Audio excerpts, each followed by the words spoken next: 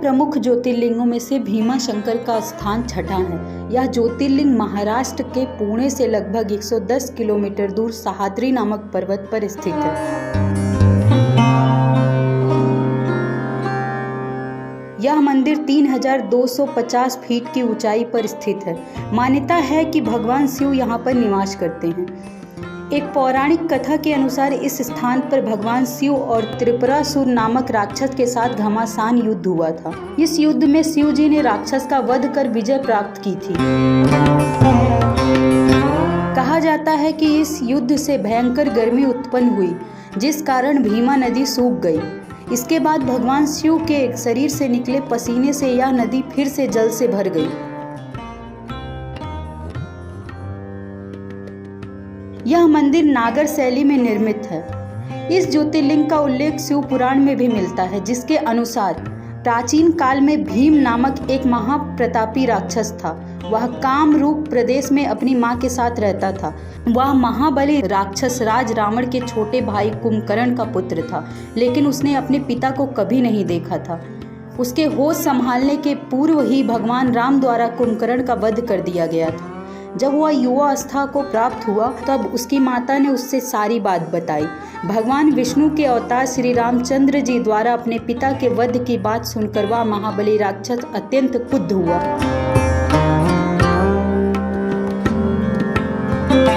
अब वह निरंतर भगवान श्री हरि के वध का उपाय सोचने लगा। उसने अपने अभिष्ट की प्राप्ति के लिए 1000 वर्ष तक कठिन तपस्या की।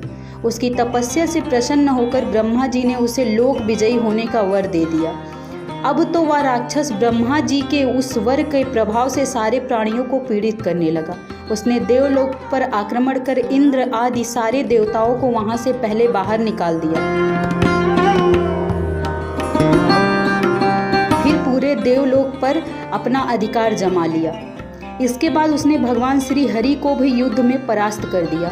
श्री हरि को पराजित करने के पश्चात उसने कामरूप के परम शिव भक्त राजा सुदक्षिण पर आक्रमण करके उन्हें मंत्रियों अनुचरों सहित बंदी बना लिया। इस प्रकार धीरे धीरे उसने सारे लोगों पर अपना अधिकार जमा लिया। भीम के अत्याचार की भीषणता से घबराकर ऋषि मुनि और देवगण भगवान शिव की शरण में गए और उनसे अपना तथा अन्य प्राणियों के दुख को कहा।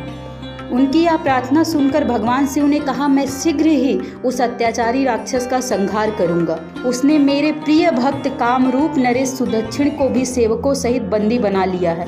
वह अत्याचारी असुर अब और अधिक जीवित रहने का अधिकारी नहीं है।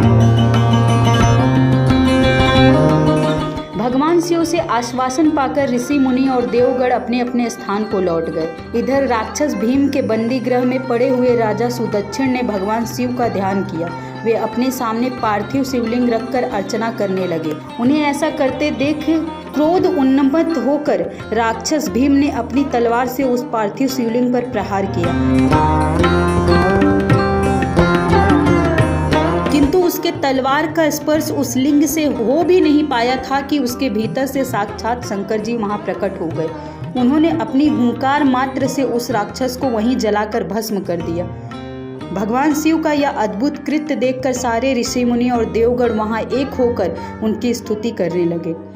उन लोगों ने भगवान शिव से प्रार्थना की कि आप लोक कल्याण के लिए अब सदा के लिए यहीं निवास करें।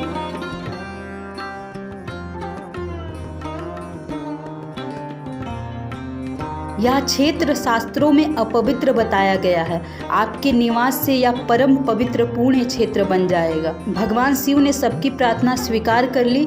वहां वह ज्योतिर्लिंग के रूप में सदा के लिए निवास करने लगे।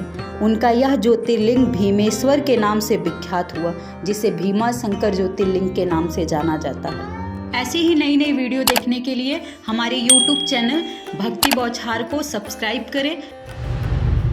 हमारे फेसबुक पेज को लाइक करें, फॉलो करें, शेयर करना ना भूलें।